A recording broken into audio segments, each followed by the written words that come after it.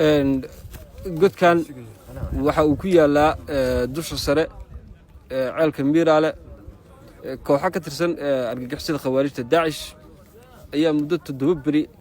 كل نافسة أي عندما الدفاع جيشان شابنتلان أي كهر فليين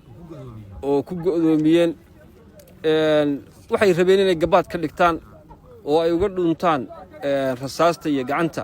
ciidamada geesiyaasha difaaca Puntland balse waa u suurtagal weeday taasi ugu dambeyntiina waxay noqdeen kuwo si iskooda isu qarxiya oo naftooda u haliga iyo kuwo iyagu markaas gacanta ciidamada ku baxa oo lagu soo afjaray godkan